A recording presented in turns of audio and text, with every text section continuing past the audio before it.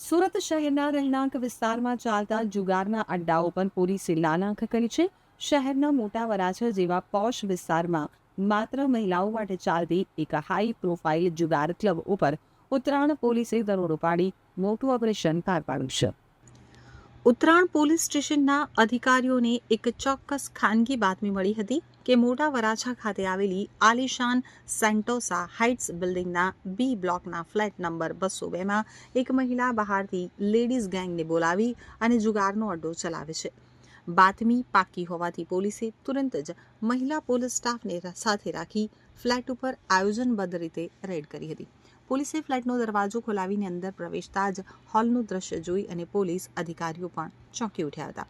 Police જ્યારે ફ્લેટમાં દાખલ થઈ ત્યારે ફ્લેટ માલિકની પત્ની ઘરમાં બહારથી આવેલા અન્ય 6 મહિલાઓ સાથે એસી ચાલુ કરી અને આરામથી બેઠી હતી.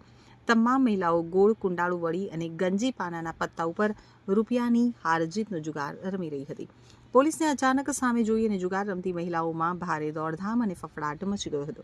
જોકે મહિલા પોલીસ સ્ટાફે તમામ 7 મહિલાને ઘટના સ્થળે જ કોર્ડન કરી ઝડપી લીધી હતી. પોલીસ તપાસમાં સામે આવ્યું છે કે જુગાર રમવા આવેલી આ મહિલાઓ હાલ સુરતના અલગ અલગ વિસ્તારોમાં રહે છે, પરંતુ તેઓ મૂળ સૌરાષ્ટ્રના વિવિધ જિલ્લાઓની વતની છે. ઉત્તરાયણ પોલીસે જુગારના ટેબલ ઉપરથી તેમજ મહિલાઓની અંગ ઝડપી લેતા કુલ 20,430 રૂપિયાની રોકડ રકમ કબજે કરી હતી. આ ઉપરાંત પોલીસે મહિલાઓ પાસેથી 21,000ની કિંમતના 5 નંગ એન્ડ્રોઇડ મોબાઈલ ફોન અને ગંજીફાના મળી કુલ 45,430 રૂપિયાનો મુદ્દામાલ કબજે કર્યો હતો.